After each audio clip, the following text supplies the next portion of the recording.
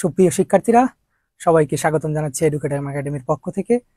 তো আজকে যুক্তিবিদ্যা দ্বিতীয় পত্রের নতুন একটি ক্লাস নিয়ে হাজির হলাম। আমরা ইতিপূর্বে যুক্তিবিদ্যা প্রথম পত্রটা শেষ করেছি। আমাদের 24 সালের যে সংক্ষিপ্ত সিলেবাস আছে সেটা আমরা পুরোপুরি শেষ করার চেষ্টা করেছি, এবং আজকে যেটা শুরু করব সেটা হচ্ছে আমাদের যুক্তিবিদ্যা দ্বিতীয় পত্র প্রথম অধ্যায়। যাই হোক, এই যুক্তিবিদ্যা দ্বিতীয় পত্রের ক্ষেত্রে আমরা একটা বিষয় মাথায় রাখবো, সেটা হচ্ছে প্রথম পত্রে আমরা যে বিষয়গুলো দেখেছি বা পড়েছি সেই যে নিয়ম বা সেই যে এলিমেন্টস গুলো আছে সেইগুলো নিয়েই কিন্তু আমরা এই যুক্তিবিদ্যা দ্বিতীয় পত্রে আলাপ আলোচনা করব। সোজা কথা হচ্ছে যে ওই বিষয়গুলোর প্রয়োগই আমরা আজকে এই যুক্তিবিদ্যা দ্বিতীয় পত্রের বিষয়গুলোতে আলোচনা করব।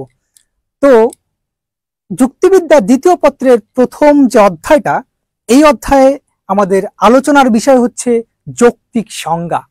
এখন আমরা স্বভাবতই জানি যে সংজ্ঞা বলতে কি বোঝায়। সংজ্ঞাটা কি? সংজ্ঞাটা হচ্ছে কোনো একটা নির্দিষ্ট বিষয়কে খুব সহজ সাবলীলভাবে সংক্ষিপ্ত আকারে জানার একটা প্রচেষ্টা। ঠিক আছে, এই যে প্রচেষ্টাটা, এটাকেই আমরা সংজ্ঞা বলে থাকি।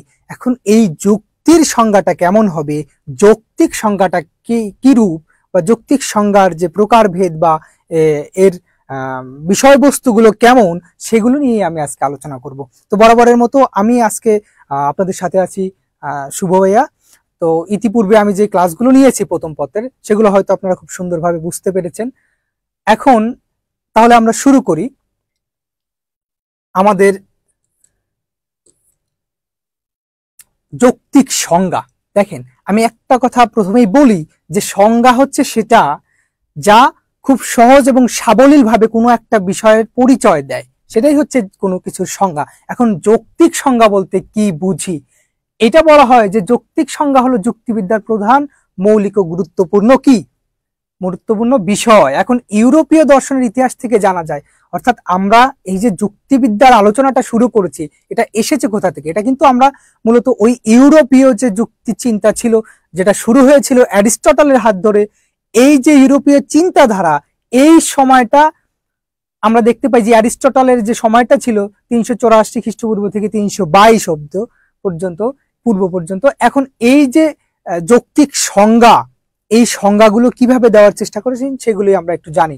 দেখেন, খেয়াল করেন যে অ্যারিস্টটল কি ভাবছেন, তিনি মনে করেন সংজ্ঞেয় পদের জাতি ও সহজাতির সঙ্গে পার্থক্য সূচক গুণের নির্দেশ করা হলো যৌক্তিক সংজ্ঞার কাজ। একটা মানে সামারি আকারে বোঝানোর চেষ্টা করেছেন এখানে যে যৌক্তিক সংজ্ঞার কাজটা কি। আমাদের প্রথমত জানতে হবে যৌক্তিক সংজ্ঞাটা কি, তারপরে আমরা যৌক্তিক সংজ্ঞার কাজ দেখব। তারপরে আমি একটুখানি বলে দেই, এখানে যদি খেয়াল করেন, এখানে বলা আছে যে আমাদের যে অ্যারিস্টটল ছিল যুক্তিবিদ, তিনি কি করেছেন, এই যে সংজ্ঞেয় পদের জাতি, সংজ্ঞেয় পদটা কি, সংজ্ঞাটা কি, অর্থাৎ যে পদটার সংজ্ঞা দিচ্ছি সেটাই হচ্ছে সংজ্ঞেয় পদ। এবং আমরা ইতিপূর্বে যে প্রথম পত্রে দেখেছি জাতি, উপজাতি, উপলক্ষণ, বিবিধক লক্ষণ, এই যে বিষয়গুলো আছে, এখন জাতীয় সহজাতির সঙ্গে পার্থক্য সূচক গুণের নির্দেশ করা হলো কি, যৌক্তিক সংজ্ঞার কাজ। এরপরে একটু খেয়াল করেন, দেখতে পারবেন এই যে যৌক্তিক সংজ্ঞাটা আছে, এই যৌক্তিক সংজ্ঞাটার প্রাসঙ্গিকতাটা কি, এই যৌক্তিক সংজ্ঞাটা আমরা কিভাবে বুঝবো। ঠিক আছে, যৌক্তিক সংজ্ঞাটা আমাদেরকে কি নির্দেশ করে, এই যৌক্তিক সংজ্ঞার দ্বারা আমরা কি বুঝে থাকি, কি জেনে থাকি। তাহলে একটু খেয়াল করেন, দেখেন 1 নম্বর পয়েন্টে বলা আছে যে যৌক্তিক সংজ্ঞা মানুষের চিন্তাধারাকে সরল, সুস্পষ্ট, পরিষ্কার করে তোলে। অর্থাৎ আমি প্রথমেই বলেছি যে সহজ সরল ভাবে যে জিনিসটাকে উপস্থাপন করা হয় সেটাই হচ্ছে সংজ্ঞা। এখন এই যৌক্তিক সংজ্ঞা মানুষের যে চিন্তাধারা আছে, এই চিন্তাধারাকে কি করবে, এই চিন্তাধারাকে সরল, সুস্পষ্ট, পরিষ্কার করে তুলবে। এরপরে দেখেন, কোন পদের অর্থ বিশ্লেষণ করতে গেলে আমরা সমার্থক বা শব্দ বা প্রতিশব্দ ব্যবহার করি, এতে পদের প্রকৃত অর্থ প্রকাশ পায় না। যৌক্তিক সংজ্ঞা প্রয়োগ করলে পদের অর্থ স্পষ্ট ও বোধগম্য হয়। এখন এটা কি বলেছে যে সমার্থক শব্দ। এখন আমি যদি বলি আগুন, ঠিক আছে, আগুনের একটা সমার্থক শব্দ আছে বীতিহোত্র।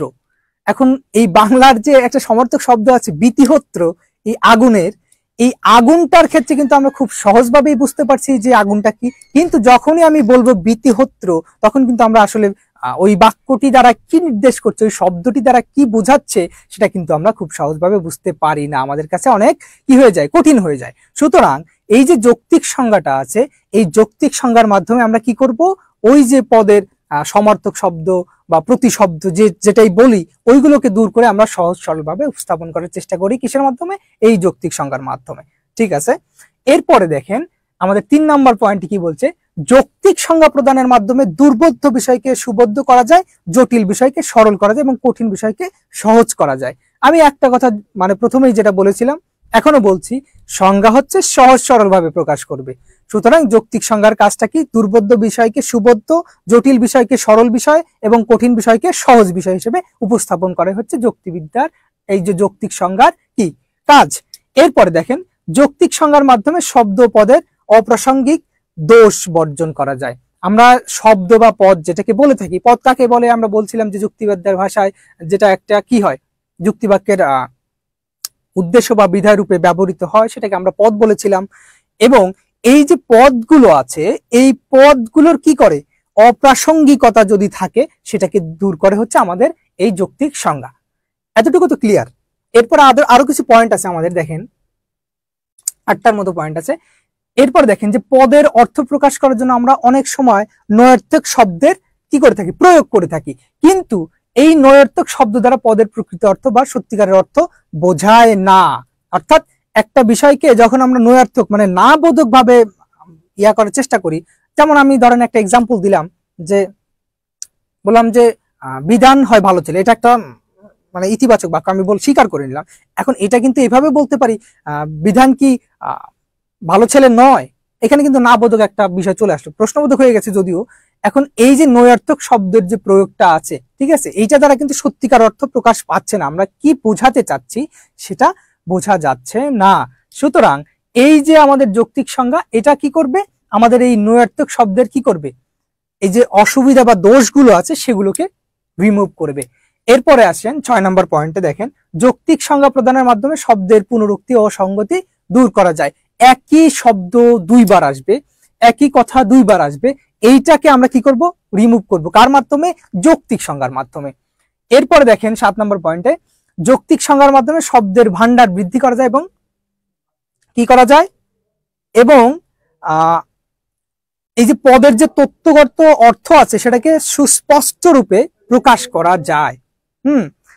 এখন একজন একভাবে কথা বলে আরেকজন আরেকভাবে কথা বলে, কিন্তু মূলত সেটা কি নির্দেশ করে সেটাই আমাদের জানার বিষয়।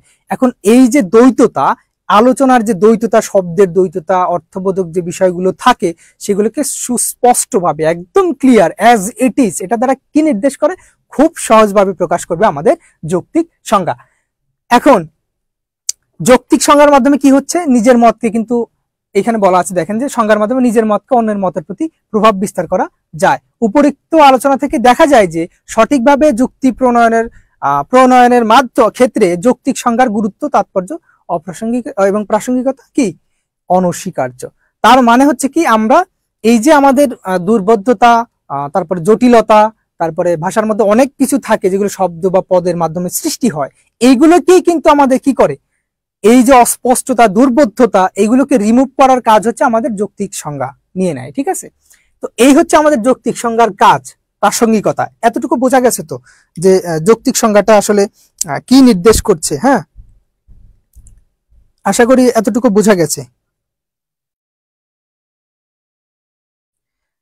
একজন লিখছে ভাই এগুলো কি লিখবো নাকি ক্লাস শেষে? ভাই পিডিএফ দেওয়া হবে, ভাই পিডিএফ দেওয়া হবে,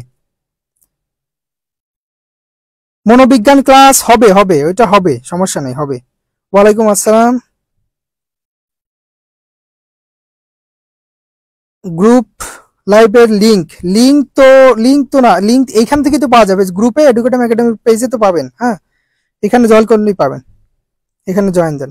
ওকে, আচ্ছা, এরপরে দেখেন এখন এই যৌক্তিক সংজ্ঞার কাজটা তো আমরা দেখে নিলাম, এখন আমরা একটু প্রকৃতিটা জানি যে এই যৌক্তিক সংজ্ঞা মূলত কি নির্দেশ করছে। দেখেন, যৌক্তিক সংজ্ঞার একমাত্র জাত্যর্থ প্রকাশের মাধ্যমেই পদের অর্থকে ব্যক্ত করা হয়। জাত্যর্থটা কি আমি কিন্তু বলেছিলাম, জাত্যর্থ কি, কোনো পদের গুণগত দিক, জাত্যর্থ অর্থাৎ জাতীয় অর্থে, মানে সেটা জন্ম থেকেই শুরু হয় যেটা, ঠিক আছে, যে গুণটা অপরিহার্য সেটা হচ্ছে জাত্যর্থ বলেছিলাম। এবং ব্যক্তর্থ কি? ব্যক্তর্থ হচ্ছে ব্যাপনার দিক অর্থাৎ সংখ্যাগত দিক। এখন এই যে যৌক্তিক সংজ্ঞায় একমাত্র জাত্যর্থ প্রকাশের মাধ্যমে কি করা হয়? পদের অর্থকে ব্যক্ত করা হয়, ঠিক আছে। এরপরে দেখেন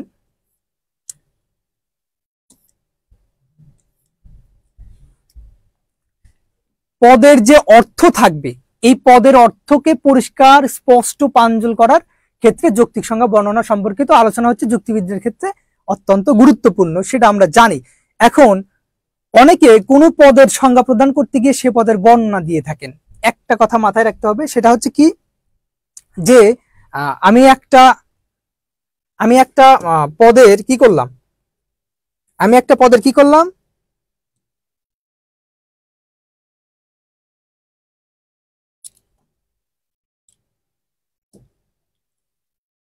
দেখেন আমি একটা পদের কি করলাম, একটা পদের সংজ্ঞা দিতে চাইলাম। এখন ওই পদটার সংজ্ঞা দিতে গিয়ে যদি আমি সেটার বর্ণনা দিয়ে ফেলি, তাহলে কিন্তু এখানে এক ধরনের ভুল হচ্ছে বা ভ্রান্তি হচ্ছে, ঠিক আছে। তাহলে কি করা যাবে, যে আমি যে পদটার সংজ্ঞা দিব সেইটা সম্পর্কে আমার জানতে হবে যে সংজ্ঞাটা কিভাবে দেয়, ঠিক আছে। এখন দেখেন এই যে বর্ণনা এবং সংজ্ঞা, এই বর্ণনা এবং সংজ্ঞার মধ্যে কিন্তু পার্থক্য রয়েছে। পার্থক্যটা কি ধরনের? দেখেন এই যে গ্রিক দার্শনিক প্লেটো মানুষ পদের সংজ্ঞা দিতে গিয়ে বলেন মানুষ হলো পালকহীন দ্বিপদ বিশিষ্ট প্রাণী। এই যে আমাদের একটা যুক্তিবাক্য আছে, মানুষ হলো পালকহীন দ্বিপদ বিশিষ্ট প্রাণী। আমরা বলেছিলাম যে যৌক্তিক সংজ্ঞার ক্ষেত্রে আমরা কি করব, জাত্যর্থের যে অর্থটা আছে, জাত্যর্থকে কি করব, জাত্যর্থর বিষয়টাকে আমরা কি করব, স্পষ্ট করব, ব্যক্ত করব, তাই না। এখন এই যে পালকহীন এটা কি জাত্যর্থের অংশ? এটা কি জাত্যর্থের অংশ? না, জাত্যর্থের অংশ না। আমরা জানি যে মানুষ পদের জাত্যার্থ হচ্ছে দুইটি, একটা কি জীববৃত্তি আর একটা হচ্ছে বুদ্ধিবৃত্তি। এখন এই যে পালকহীন দ্বিপদ বিশিষ্ট প্রাণী, আবার যে দ্বিপদ বিশিষ্ট প্রাণী, হ্যাঁ, এইখানে কিন্তু আমরা মানুষের বর্ণনা দিয়ে ফেলেছি, মানুষ পদটার বর্ণনা দিয়েছি। মানুষের কি কি আছে, কান, হাত, পা, চুল, নাক, চোখ, এগুলো আছে, ঠিক আছে। তাহলে এগুলো তো বর্ণনা হয়ে গেল। আমরা বলছি গুণের দিকটা দেখতে হবে। এটা তো শারীরিক একটা কি বলে পার্ট, তাই না, মানে বডির একটা অংশ, যে দুটি পা, দুটি হাত, দুটি কান, এগুলো তো অংশ। কিন্তু আমরা বলবো হচ্ছে গুণের দিক, একটা পদের গুণের দিক। গুণটা কি? সে হচ্ছে একটা মানুষ হতে গেলে তার কি থাকতে হবে, দুইটা জাত্যর্থ থাকবে, একটা হচ্ছে জীববৃত্তি আর একটা হচ্ছে বুদ্ধিবৃত্তি। তাহলে এইখানে আমরা যদি দেখি যে মানুষ হলো পালকহীন দ্বিপদ বিশিষ্ট প্রাণী, তো সেই ক্ষেত্রে অ্যারিস্টটল এখানে কি করেছেন, এই যে বিষয়গুলো আছে এখানে কিন্তু এই মানুষ পদটার বর্ণনাটাকে নিয়ে এসেছেন, ঠিক আছে। তাহলে এই যে মানুষ পদটার বর্ণনা এখানে নিয়ে আসা হলো, এটা কিন্তু সংজ্ঞার মধ্যে পড়ে না। আমরা জানি সংজ্ঞা খুব সহজ সাবলীল ভাবে একটা বিষয়কে, একটা পদকে উপস্থাপন করবে এবং সেটা কিন্তু একটা শর্ট ফর্মে সেটাকে বোঝানোর চেষ্টা করবে। কিন্তু এখন দেখেন পালকহীন দ্বিপদ বিশিষ্ট প্রাণী, এটার একটা সম্পূর্ণ বর্ণনা দেওয়া হয়ে গেছে। এরপর দেখেন এখানে তিনি আসলে কি করছেন, মানুষ পদের সংজ্ঞা প্রদান করতে সমর্থ হননি। কেন হননি? কারণ তিনি বর্ণনা দিয়ে ফেলেছেন, ঠিক আছে। তো এই হচ্ছে বিষয়।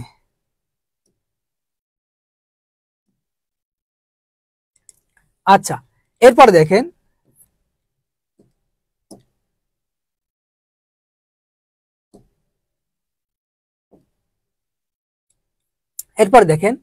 খেয়াল করেন 1 নম্বর পয়েন্টে কি আছে দেখেন, আমাদের যে সংজ্ঞাটা দিব, এই সংজ্ঞা দেওয়ার ক্ষেত্রে কিছু নিয়ম ফলো করতে হবে। সংজ্ঞাটার নিয়ম কিরকম, আমরা এই নিয়মটা একটু খেয়াল করি যে নিয়মটা কেমন হবে। হ্যাঁ, সংজ্ঞা দেওয়ার ক্ষেত্রে আমাদের কিছু নিয়ম থাকবে, সেই নিয়মটা আমরা ফলো করব। ওকে, দেখেন প্রথম নিয়মটাতে কি বলা হয়েছে, প্রথম নিয়মটাতে বলা হয়েছে যে এই যে প্রথম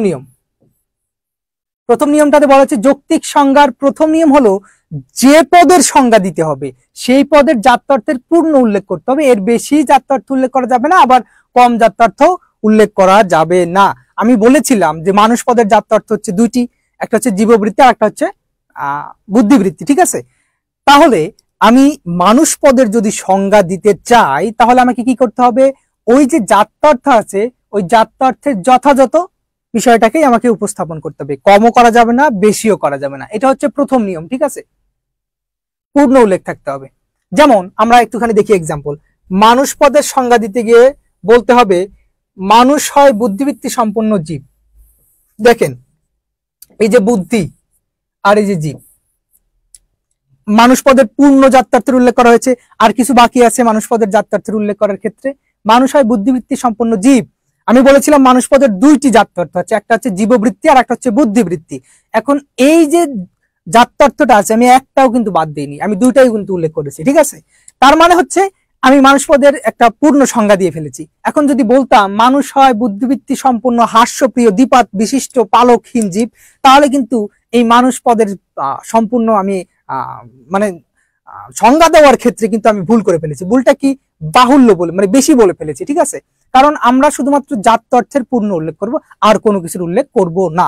যদি করি তাহলে সেখানে কি হবে, ফ্যালাসি, ইংরেজিতে ফ্যালাসি বলে, বাংলাতে সেটা বলা হচ্ছে অনুপপত্তি, অর্থাৎ নিয়ম লঙ্ঘনজনিত বিষয় ঘটে যেটাকে। হ্যাঁ, তাহলে এটুকু তো ক্লিয়ার, এটুকু তো ক্লিয়ার যে মানুষ পদের দুইটি জাত্যার্থের উল্লেখ করলাম, তার মানে এটা আমার সংজ্ঞা ঠিক আছে। আর যদি বেশি উল্লেখ করি তাহলে কিন্তু আমার সংজ্ঞা ঠিক থাকবে না। ওকে, এরপরে দেখেন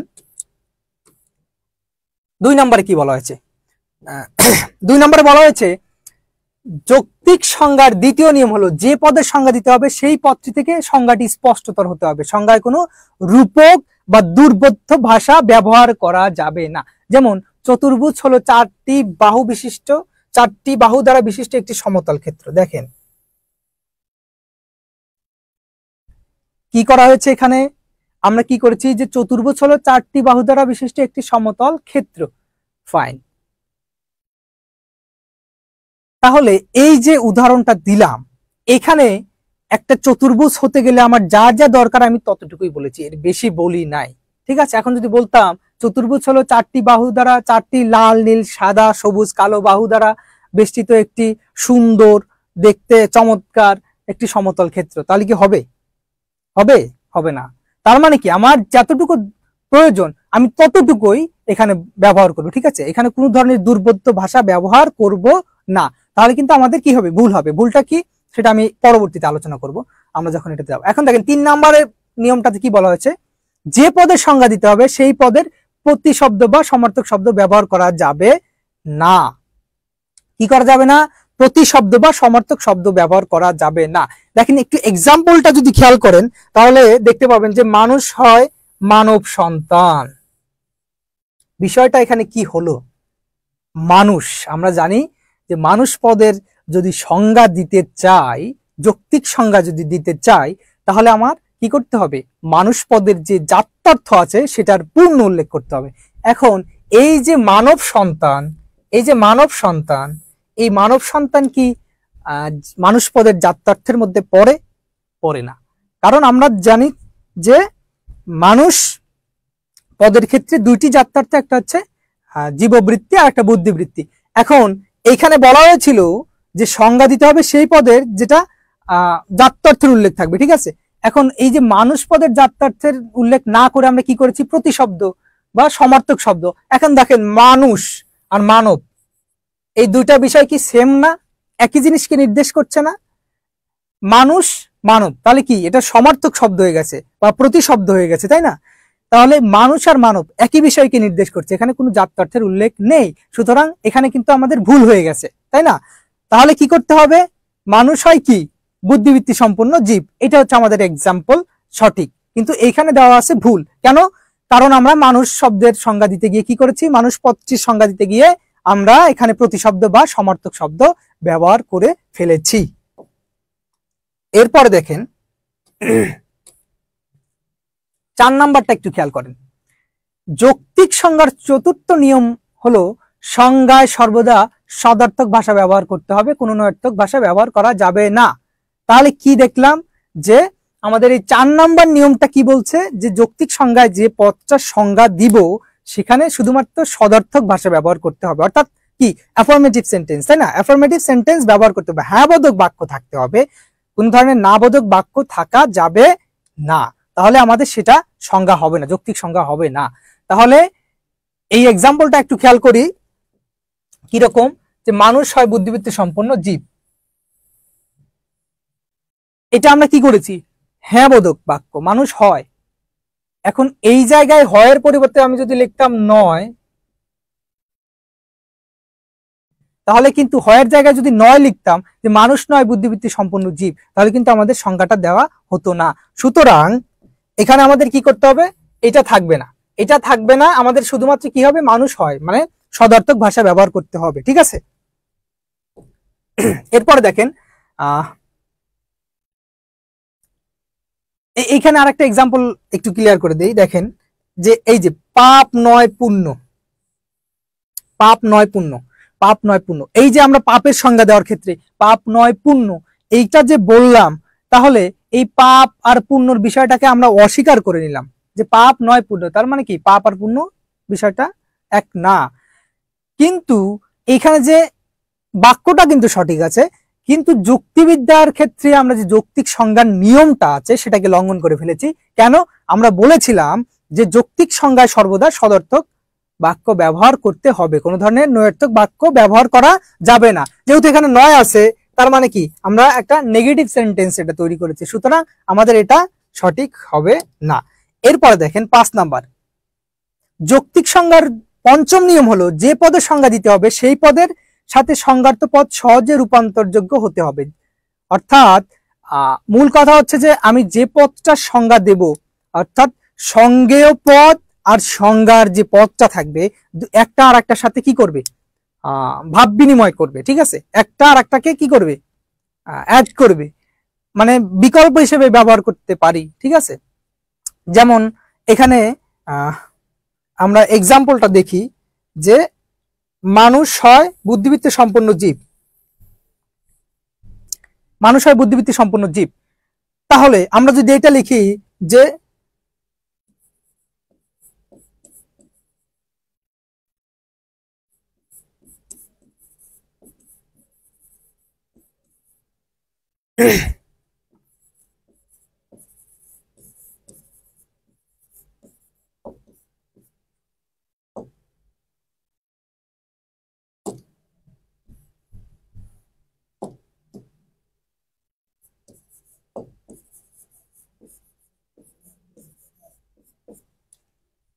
বুদ্ধিবৃত্তি সম্পন্ন জীব হয় মানুষ, তার মানে আমাদের যে যে সংজ্ঞেয় পদ, সংজ্ঞেয় পদ আর যে যে সংজ্ঞা দিলাম যে পদটা, এই মানুষ আর বুদ্ধিবৃত্তি সম্পন্ন জীব কিন্তু আমি সাবজেক্ট আর প্রেডিকেট হিসেবে অল্টারনেট করতে পারছি।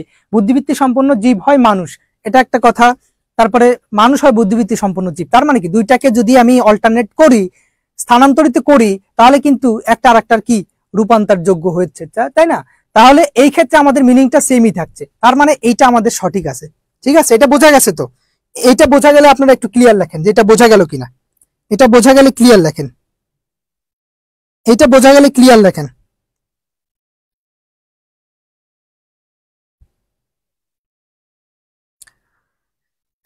ক্লাস রুটিনের সমাজকর্ম সাবজেক্ট নাই, আচ্ছা এইটা এইটা আপনারা একটুখানি যে কোর্স সেট আছে আপনাদের ধ্রুব ভাইয়া, তার সাথে একটু কন্ট্যাক্ট করবেন যে এটা কখন হবে। ঠিক আছে, সমাজকর্ম সাবজেক্ট নাই কেন এটা আলোচনা করবেন। আচ্ছা এইটুকু বুঝতে পারলে ক্লিয়ার লেখেন যে 5 নাম্বার ইয়াটা বোঝা গেছে কিনা, সংজ্ঞার নিয়ম বুঝতে পারলে ক্লিয়ার লেখেন।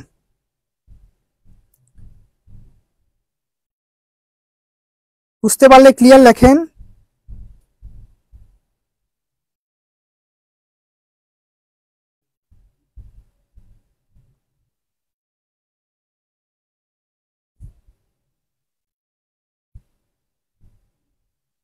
ওকে ক্লিয়ার, ঠিক আছে। এরপরে দেখেন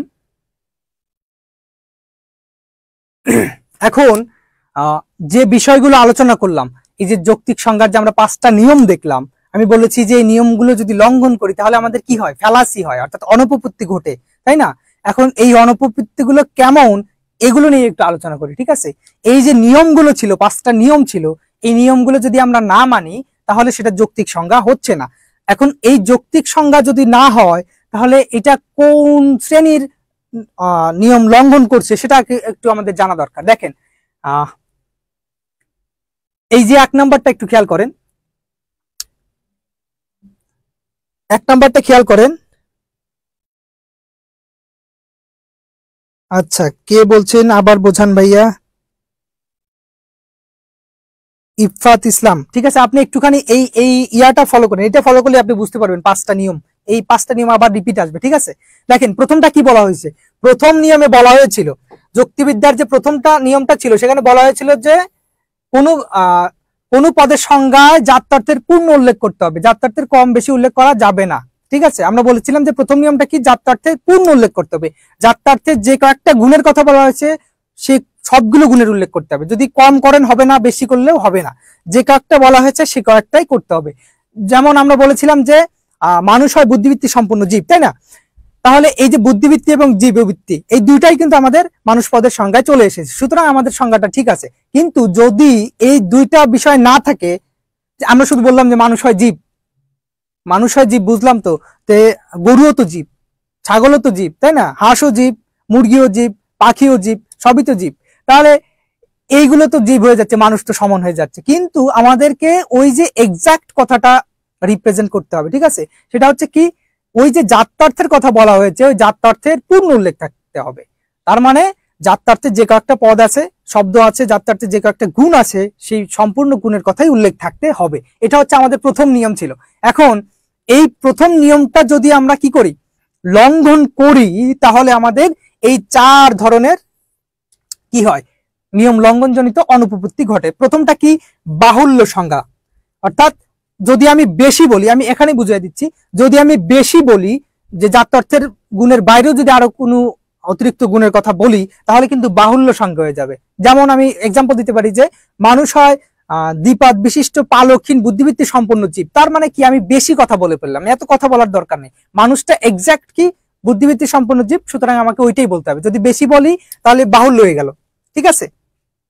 আবার দেখেন অবান্তর লক্ষণজনিত, অবান্তর লক্ষণটা কি, অবান্তর লক্ষণটা হচ্ছে আমি যদি অতিরিক্ত একটা গুণের কথা উল্লেখ করি, জাত্যার্থের অংশ নয়, আমরা বলেছিলাম যে অবান্তর লক্ষণ কি জাত্যার্থের অংশ নয়, জাত্যার্থ থেকে অনিবার্যভাবে নিশ্চিতও হয় না, সেটা হচ্ছে অবান্তর লক্ষণ জনিত। যেমন আমি যদি বলি যে মানুষ হয় হাস্যপ্রিয় জীব, তাহলে এই যে হাস্যপ্রিয়তার কথা বললাম এটা কি জাত্যার্থের অংশ না, এটা একটা অবান্তর গুণ, ঠিক আছে।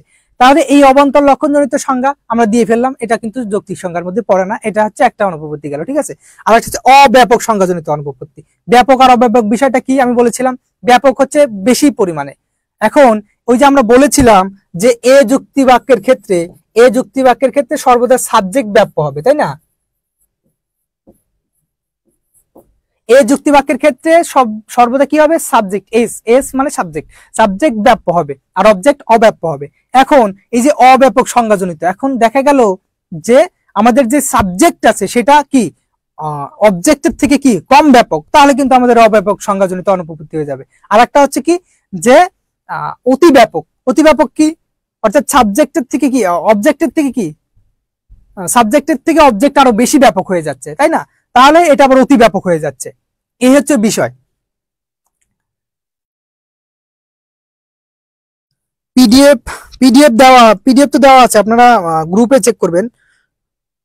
মানবিক, মানবিক ক্লাস হয় যেটা, যে ওইটা ওইটা হ্যাঁ মানবিক গ্রুপ আছে, ওইটাতে চেক করবেন, ওইটাতে পিডিএফ দেওয়া হয়, আপনারা চেক করবেন। ওকে, তারপর দেখেন, তাহলে আমি কিন্তু এটা বলে ফেলেছি, ঠিক আছে, যে বাহুল্য সংজ্ঞাটা কি এটা বলা শেষ। এরপরে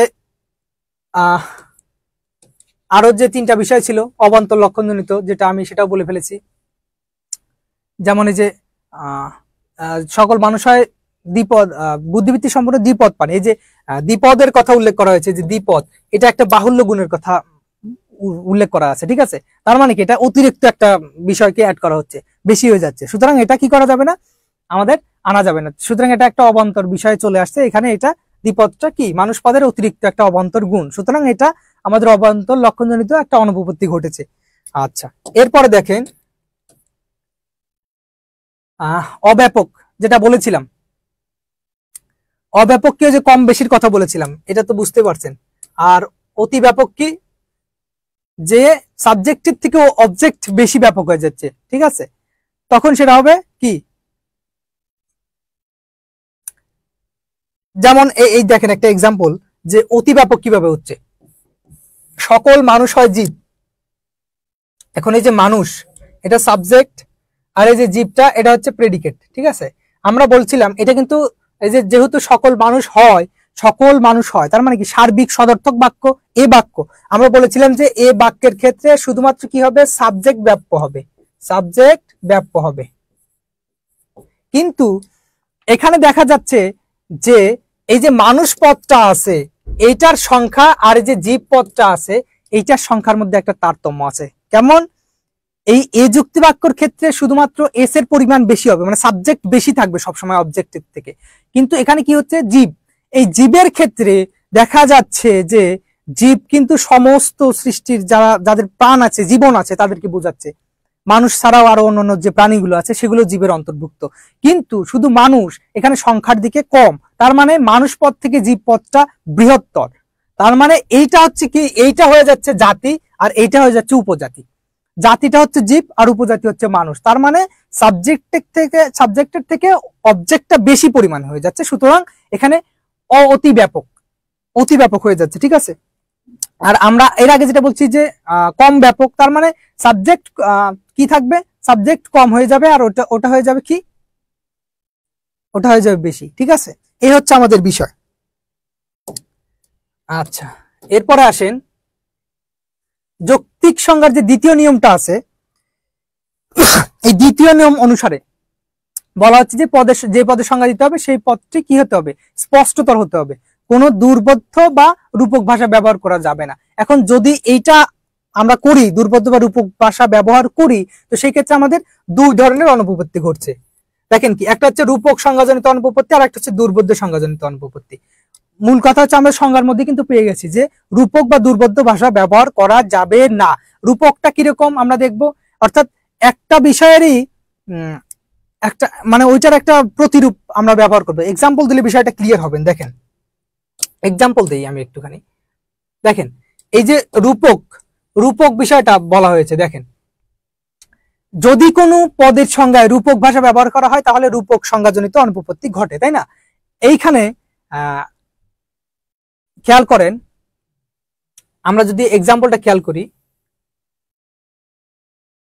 মানুষ হয় সৃষ্টির মুকুট, অথবা এইখানে আরেকটা এক্সাম্পল আছে, সিংহ হয় পশুরাজ, সিংহ হয় পশুরাজ, মানুষ হয় সৃষ্টির মুকুট। এখন ওই যে মুকুটের সাথে মানুষের একটি রূপক হিসেবে মুকুটকে ব্যবহার করা হচ্ছে, মুকুটের একটি রূপক হিসেবে মানুষকে ব্যবহার করা হচ্ছে, ঠিক আছে। সিংহকে কি করা হচ্ছে, পশুরাজের একটা রূপক হিসেবে ব্যবহার করা হচ্ছে। তার মানে হচ্ছে আমরা এখানে কোনো ধরনের রূপক কথা ব্যবহার করতে পারি না। এখন যদি বলি যে মানুষ হয় ফেরেশতা, ঠিক আছে, এখন এই মানুষকে কিন্তু ফেরেশতার সাথে তুলনা করা হচ্ছে। কিন্তু আমরা বলেছিলাম যে যৌক্তিক সংজ্ঞার ক্ষেত্রে আমরা শুধুমাত্র জাত্যার্থের পূর্ণ উল্লেখ করব, সেখানে কোনো রূপক বা দুর্বোধ্য ভাষা ব্যবহার করব না, এবং সর্বদা সদর্থক বা হাবোধক কথা ব্যবহার করব, নাবোধক কথা ব্যবহার করব না। এখন এইখানে যে বিষয়টা আছে যে রূপক সংজ্ঞাজনিত, এটা একটা রূপক বিষয়টা ব্যবহার করা হয়েছে। এরপরে দেখেন দুর্বোধ্য সংজ্ঞাজনিত অনুপপত্তি। এইখানে কি ঘটছে, এইখানে যদি আমরা একটু এক্সাম্পল খেয়াল করি, দেখেন কি বুঝবেন আর কি হবে। কি বলছে, বটবৃক্ষ হচ্ছে জটাজট লাঞ্ছিত সবিতা তপ নিরোধক মহাস্থবির পাদপ। পাদপ মানে কি জানেন, এই পাদপ মানে হচ্ছে বৃক্ষ বা গাছ। এই পাদপ মানে হচ্ছে বৃক্ষ বা গাছ। এখন বটবৃক্ষ আমরা তো জানি যে বট গাছ, এই বট গাছ মানেই কিন্তু পাদপ, ঠিক আছে, মানে বটবৃক্ষ বুঝেছে। এখন কি বলতেছে যে জটাজট লাঞ্ছিত সবিতা তপ নিরোধক। সবিতা মানে কি, সবিতা মানে হচ্ছে আমাদের সূর্যের তাপ নিরোধ করে। নিরোধক মহাস্থবির মানে কি, একদম এক জায়গায় দাঁড়ায় থাকে, ওখানে কোনো নড়াচড়ার কোনো সিস্টেম নাই। মহাস্থবির পাদপ মানে বৃক্ষ। তার মানে এখানে দুর্বোধ্য ভাষা ব্যবহার করা হচ্ছে। এইটার অর্থ উদ্ধার করতে গেলে আমাদের সংজ্ঞা টঙ্গা হারাই যাবে। এটা বিষয়টা কেমন না? সুতরাং এখানে দেখা যাচ্ছে যে আমাদের দুর্বোধ্য কি হচ্ছে, দুর্বোধ্য সংজ্ঞাজনিত অনুপপত্তি ঘটছে এই দ্বিতীয় নিয়মটা লঙ্ঘন করার ক্ষেত্রে। এতটুকু বুঝতে পারছেন তো? এতটুকু বুঝলে ক্লিয়ার লেখেন, এতটুকু বুঝলে ক্লিয়ার লেখেন।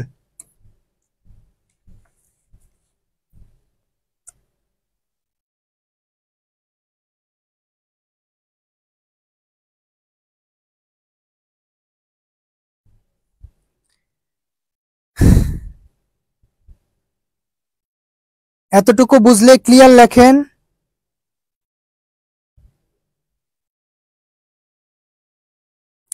ওকে, আপনাদের রেসপন্স নাই ভাবছি। ঠিক আছে, তাহলে আপনি হয়তো বুঝতে পারছেন। দেখেন এখন এই 3 নম্বরে কি বলছে। 3 নম্বরে যৌক্তিক সংজ্ঞার তৃতীয় নিয়ম অনুসারে বলা হচ্ছে যে কোনো পদের প্রতিশব্দ বা সমার্থক শব্দ ব্যবহার করা যাবে না। দ্বিতীয় নিয়মটাতে কি দেখলাম, রূপক বা দুর্বোধ্য ভাষা ব্যবহার করা যাবে না। তৃতীয় নিয়মটা হচ্ছে কি, যে প্রতিশব্দ বা সমার্থক শব্দ ব্যবহার করা যাবে না। এই দেখেন, এই যে প্রতিশব্দ আর একটা হচ্ছে আমাদের সমার্থক শব্দ। যেমন এই দেখেন এখানে আছে গাছ হয় বৃক্ষ। গাছ হয় বৃক্ষ মানে কি, আমরা তো একই শব্দ ব্যবহার করলাম।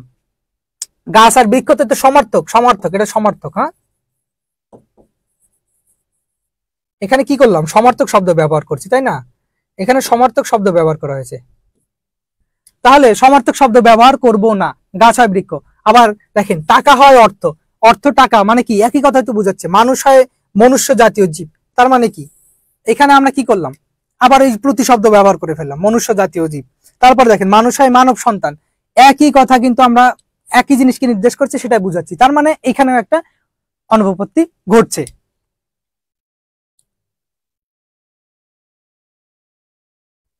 ওকে,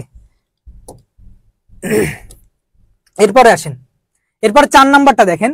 আমরা বলেছিলাম যে যৌক্তিক সংজ্ঞার ক্ষেত্রে সর্বদা সদর্থক ভাষা ব্যবহার করব এবং যৌক্তিক সংজ্ঞায় কোনো প্রকারের নয়ার্থক ভাষা ব্যবহার করা যাবে না। যদি তা করে থাকি তাহলে আমাদের কি হবে, তাহলে নয়ার্থক সংজ্ঞাজনিত অনুপপত্তি ঘটবে। কিরকম, এক্সাম্পলটা একটু খেয়াল করেন। যে অন্ধকার হয় আলোর অভাব, পাখি নয় চতুষ্পদ, মানুষ নয় জড়বস্তু। এই যে নয়, এই যে অভাব, এগুলো কি বোঝাচ্ছে, এগুলো কিন্তু আমাদের নয়ার্থক বিষয়কে, বাক্যকে নির্দেশ করছে। মানে নাই, অভাব মানে কি নাই, তাই না? তারপরে নয়, এগুলো আমাদের নয়ার্থক বিষয়কে নির্দেশ করছে। সুতরাং আমাদের যে চতুর্থ নিয়ম সেটা হচ্ছে যে যৌক্তিক সংজ্ঞার ক্ষেত্রে সর্বদা সদর্থক ভাষা ব্যবহার করতে হবে, নয়ার্থক কোনো শব্দ বা ভাষা ব্যবহার করা যাবে না। যদি করি তাহলে নয়ার্থক সংজ্ঞাজনিত অনুপপত্তি ঘটবে। এগুলো কিন্তু আমাদের যে জ্ঞানমূলক প্রশ্ন আসতে পারে, যে নয়ার্থক অনুপপত্তি, সংজ্ঞাজনিত অনুপপত্তি কাকে বলে। তার মানে কি, আমরা তখন বলে দেবো যে যৌক্তিক সংজ্ঞায় সর্বদা সদর্থক ভাষা ব্যবহার করতে হবে, কোন ধরনের নয়ার্থক ভাষা ব্যবহার করা যাবে না। যদি নয়ার্থক ভাষা ব্যবহার করি তখন সেখানে কি হয়, নয়ার্থক সংজ্ঞাজনিত অনুপপত্তি ঘটে। মানবিকের ক্লাসে ঘুম চলে আসে, সমস্যা নাই, ঘুমায় পড়াশোনা করা যায়।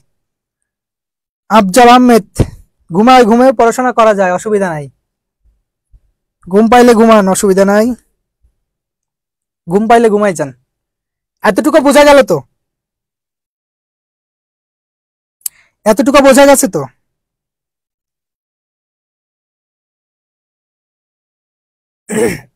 ওকে, এরপর দেখেন আমাদের লাস্ট যেটা ছিল সেটা হচ্ছে 5 নাম্বার নিয়মটা, যেখানে বলা হয়েছে যে যে পদের সংজ্ঞা দিব সেই পদের সংজ্ঞা কি করতে হবে, ওই সংজ্ঞেয় পদের সাথে সহজে কি করতে হবে, রূপান্তরিত হতে হবে, তাই না? রূপান্তর যোগ্য হবে, তাহলে সেটা হচ্ছে কি হবে, আমাদের সঠিক সংজ্ঞা হবে।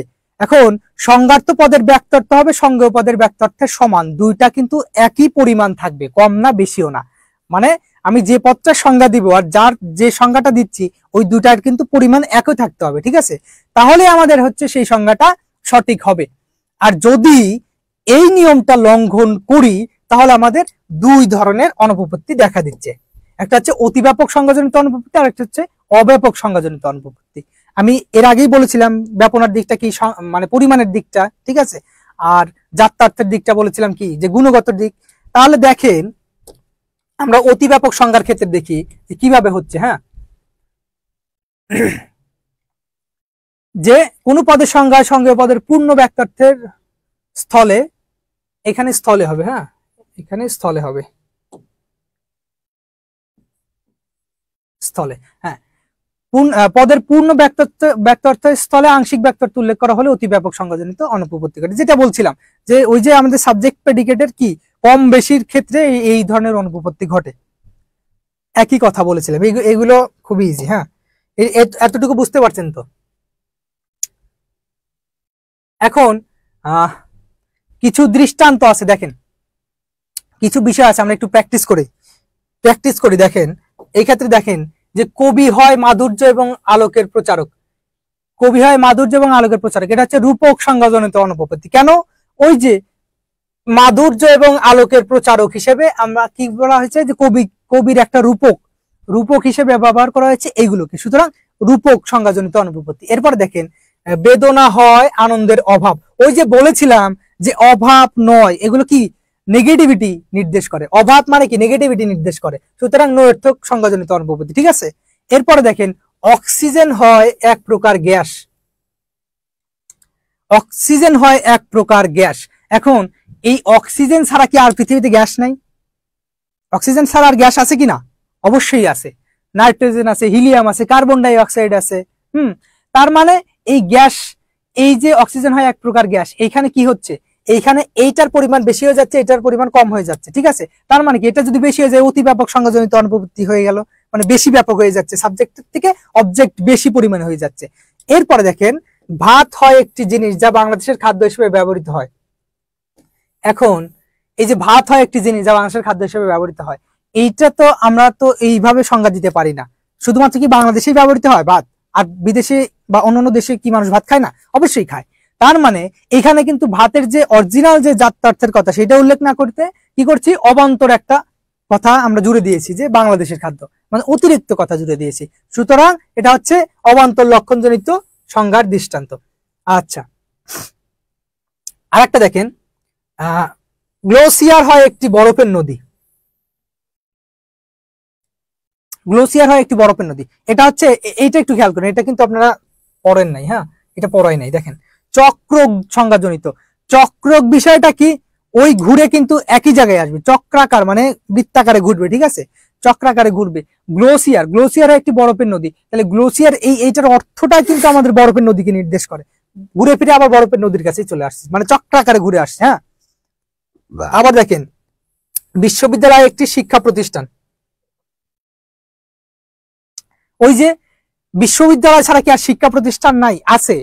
তার মানে কি শিক্ষা প্রতিষ্ঠান শুধুমাত্র বিশ্ববিদ্যালয় নয়, স্কুল আছে, কলেজ আছে, মাদ্রাসা আছে, তাই না?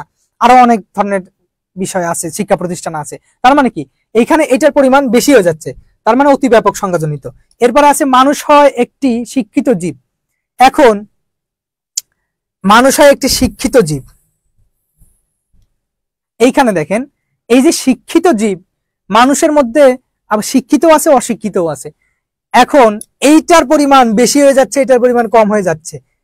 এখন বলতে পারেন যে এটা তো এ যুক্তি বাক্যের নিয়মে ঠিক আছে, সাবজেক্ট ব্যাপ্য হবে, অবজেক্ট কম হবে, কিন্তু যৌক্তিক সংজ্ঞার ক্ষেত্রে আমরা বলেছিলাম জাত্যার্থের পূর্ণ উল্লেখ থাকতে হবে। এখানে কি জাত্যার্থের উল্লেখ আছে? নেই, এইটা একটা ফ্যাক্ট। আর একটা কথা হচ্ছে শিক্ষিত জীব, আমরা বলেছিলাম যে যৌক্তিক সংজ্ঞার ক্ষেত্রে সাবজেক্ট আর প্রেডিকেট কি হবে, সেম হবে, দুইটা রূপান্তরিত ইয়া করতে হবে, মানে যোগ্য হতে হবে। হ্যাঁ, এটার জায়গায় এটা বসাবো, এটার জায়গায় এটা বসাবো, মিনিং সেম থাকবে, পরিমাণও সেম থাকবে। কিন্তু শিক্ষিত জীব হয় মানুষ, এটা বললে তো হবে না। শিক্ষিত আরো অনেক কিছু হতে পারে, আমরা যে পাখিকে, টিয়া পাখিকে শিখাইতে পারি, অথবা আরো অনেক কি বলে পোষা প্রাণী আছে যাদেরকে আমরা শিখাই। ঠিক আছে, তাহলে এটা হচ্ছে সংখ্যাগত দিক থেকে এটা কম হয়ে যাচ্ছে, তার মানে এটা অব্যাপক সংজ্ঞায় অনুপপত্তি। আর একটা দেখেন যে আইনজ্ঞ বিচার ক্ষমতা ব্যবহার করেন তিনি বিচারক, তিনি হচ্ছে বিচারক, এটা হচ্ছে চক্রক সংজ্ঞাজনিত। ওই যে বিচার ক্ষমতা ব্যবহার করবে তো বিচারকই, তার মানে কি তার গুণের কথাই আবার ঘুরে ফিরে তার কাছে নিয়ে আসা হচ্ছে, এইগুলো হচ্ছে চক্রক। ঠিক আছে, এগুলো হচ্ছে চক্রক। এই হচ্ছে আমাদের বিষয়। এখন এতটুকু বোঝা গেছে তো? যদি বোঝা যায় বলেন ক্লিয়ার, তাহলে আমি এখন একটু ওই কিছু এমসিকিউ আছে এগুলো একটু সলভ করাবো, দেখি আপনারা কি বুঝলেন। কিছু এমসিকিউ আছে এগুলো সলভ করাবো, তারপরে আমাদের ক্লাসটা শেষ করে দেবো।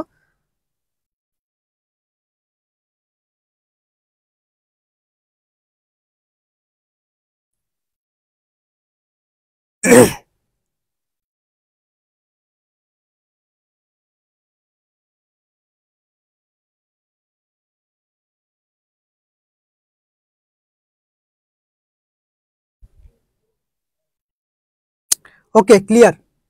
ঠিক আছে, তাহলে আমরা এমসিকিউ সলভ করি। দেখেন একটু খেয়াল করবেন, এখানে একদম দিয়ে দিছে অ্যান্সারটা।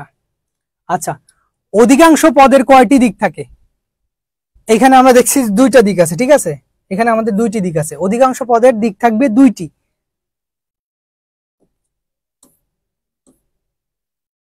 দেখেন অন্ধকার হচ্ছে আলোর অভাব, এই সংজ্ঞায় অনুপস্থিত ঘটেছে, তার নাম কি? অন্ধকার হচ্ছে আলোর অভাব। এইখানে কোন ধরনের অনুপস্থিত ঘটেছে আমরা ইতিপূর্বে কিন্তু সলভ করে এসেছি।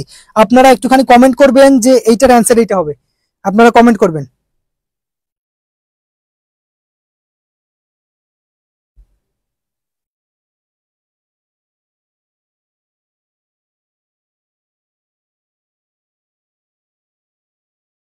এটা কমেন্ট করেন।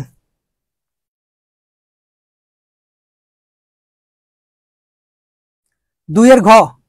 আচ্ছা, অনেকে দুইয়ের ঘ অ্যান্সার করছে, আর আর বাকিরা ওকে। যে দুইয়ের ঘ অ্যান্সার করছেন এটা রাইট, ঠিক আছে।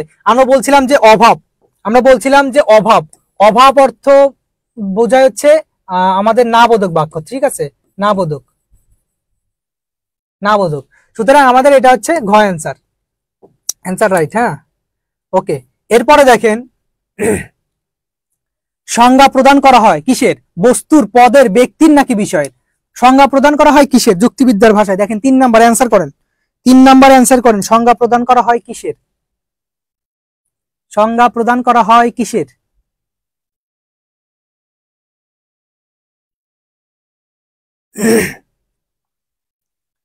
সংজ্ঞা প্রদান করা হয় কিসের? পদের। আমরা জানি তো, আমরা বলেছি সংজ্ঞায় তো বলে আসছি যে পদ পদ করে আসছিলাম, কিন্তু এখানে অ্যান্সারটা ভুল আছে, ঠিক আছে, এটা অ্যান্সারটা ভুল আছে, এটা হবে পদের, এখানে ভুল আছে, পদের হবে। আচ্ছা, এরপরে আসেন, মানুষ হয় বুদ্ধিবৃত্তি ও বিচার শক্তি সম্পন্ন জীব। বাক্যটিতে কি ধরনের সংজ্ঞাজনিত অনুপস্থিতি ঘটেছে? এটা কিন্তু অধ্যাপক না, অব্যাপক। হ্যাঁ, অব্যাপক, অব্যাপক। এইটা অ্যান্সার করেন 4 নাম্বার, 4 নাম্বার। মানুষ হয় বুদ্ধিবৃত্তি ও বিচার শক্তি সম্পন্ন জীব।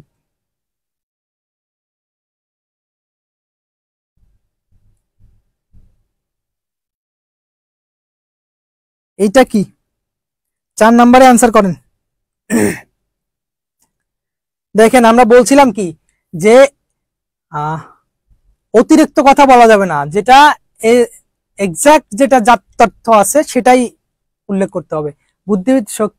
বুদ্ধিবৃত্তি ও বিচার শক্তি সম্পন্ন জীব, তার মানে কি অতিরিক্ত কথা বলা তো যাবে না, বেশি কথা বললে তো সমস্যা। 4 নাম্বারে অ্যান্সার করেন না কেন আপনারা? 4 নাম্বারে অ্যান্সার করেন।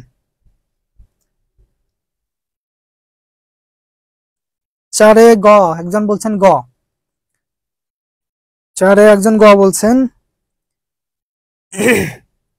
ওকে, ওকে, রাইট, 4-এ গ।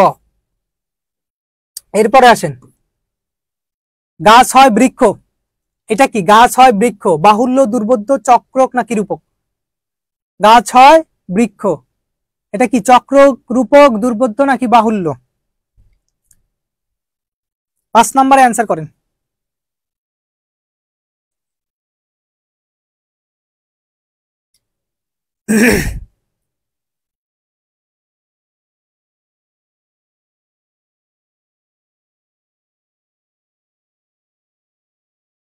পাঁচ নাম্বারে অ্যান্সার করেন, 5-এর ঘ, চক্রক। হুম,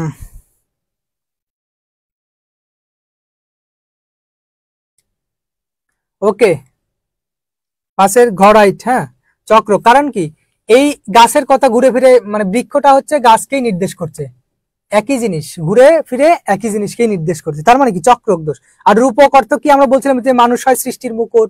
দুর্বোধ্য কি? আমরা বলেছিলাম যে বট বৃক্ষ হয় অমক তমক হ্যান ত্যান পাদপ, এগুলো বলেছিলাম। বাহুল্য কি? অতিরিক্ত কথা বললে পারে তখন বাহুল্য হয়, কিন্তু যখন একই কথা ঘুরে ফিরে হবে তখন সেটা চক্রক দোষে দুষ্ট হবে, ঠিক আছে। এরপরে দেখেন, যৌক্তিক সংজ্ঞার নিয়মাবলী কয়টি? 6 নম্বরে অ্যান্সার করেন, যৌক্তিক সংজ্ঞার নিয়মাবলী কয়টি? আমরা কয়টি পড়েছি? এটা তো অনেক সহজ। নিয়ম কয়টি পড়েছি দেখেন।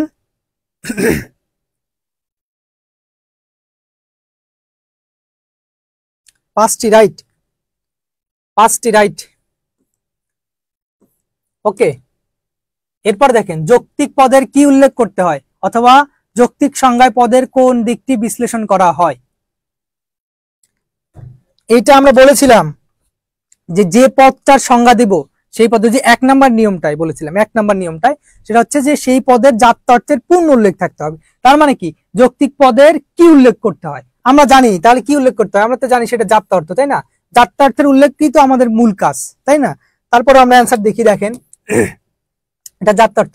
এরপরে দেখেন 8 নম্বরে দেখেন, নিচের কোন পদটির সংজ্ঞা দেওয়া সম্ভব,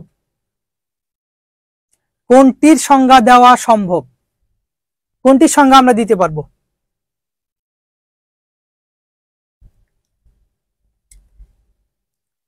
আট নম্বরে দেখেন, 8 নম্বরে অ্যান্সার করেন।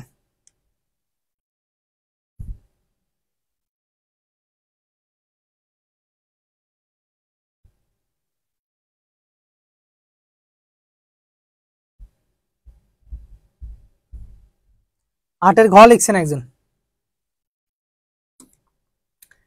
কার্যকারণ।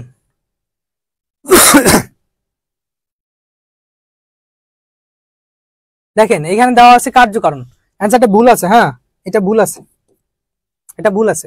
তাহলে এটা কি, আমরা কি জানি যে কোনো একটা পদ থাকতে হবে, তাই না? এখন এগুলো কি কার্যকারণ, প্রকৃতির নিয়মানুবর্তিতা, দুঃখ, এগুলো কি পদ? এগুলো পদ না, পরীক্ষার্থী। পরীক্ষার্থীর সংজ্ঞা আমরা দিতে পারি, তার মানে কি এটা ঘ হবে। হ্যাঁ, এটা রাইট, এটা রাইট।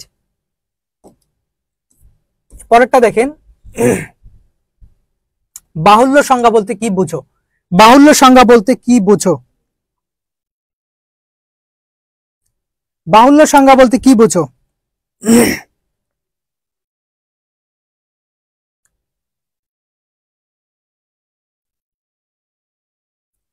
বাহুল্য সংজ্ঞা বলতে কি বোঝো?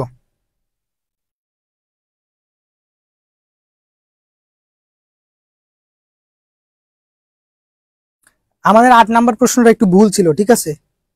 8 নম্বরটা ভুল ছিল।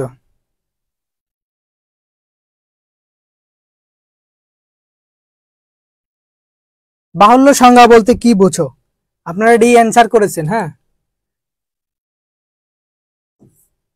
সংজ্ঞার অনুপপত্তি, তাই না? অর্থাৎ আমরা যদি বেশি বলে ফেলি তাহলে তো অনুপপত্তি ঘটবে, এটা স্বাভাবিক। ওকে, নেক্সট দেখেন, যৌক্তিক সংজ্ঞা সব সময় কি হয়, সর্বসময় কি হবে? সংজ্ঞেয় সংজ্ঞার্থ পদ সমান, সংজ্ঞেয় সংজ্ঞার্থ পদ অসমান, বেশি সংজ্ঞেয় পদ কম। এখন দেখেন এইটা অ্যান্সার করেন, 10 নাম্বারটা অ্যান্সার করেন, 10 নাম্বারটা অ্যান্সার করেন। যৌক্তিক সংজ্ঞা সবসময় কি হবে? যৌক্তিক সংজ্ঞার ক্ষেত্রে আমরা বলেছিলাম যে উদ্দেশ্য পদ এবং বিধেয় পদ, অর্থাৎ আমরা জানি যে সংজ্ঞেয় ও সংজ্ঞার্থ পদ। সংজ্ঞেয় পদ মানে কি, যে পদের সংজ্ঞা দেওয়া, সংজ্ঞার্থ পদ কি, সংজ্ঞায় যে পদটা থাকবে, তাহলে দুইটার অর্থ কি হবে? আমরা বলেছিলাম সব সময় যে দুইটার অর্থ কিন্তু একই পরিমাণ থাকতে হবে, তাই না? লিখছেন ঘ, না, আপনারা অ্যান্সার করেন এইটা, এইটা 10 নাম্বারটা দেখি, 10 নাম্বারটা পারলে বুঝবো যে আপনারা ক্লাস সম্পূর্ণ বুঝতে পারছেন।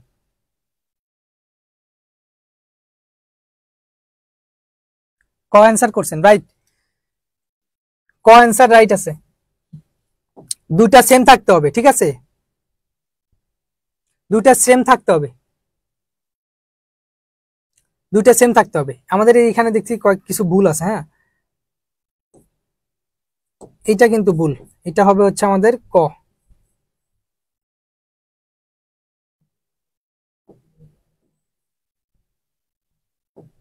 এটা হবে ক।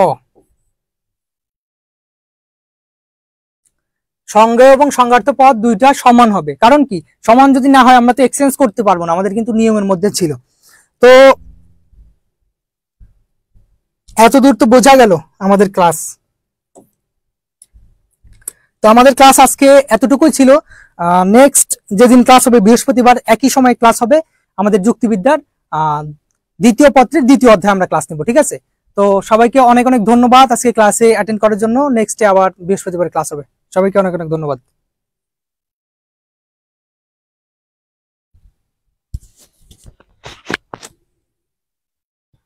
শেষ করতে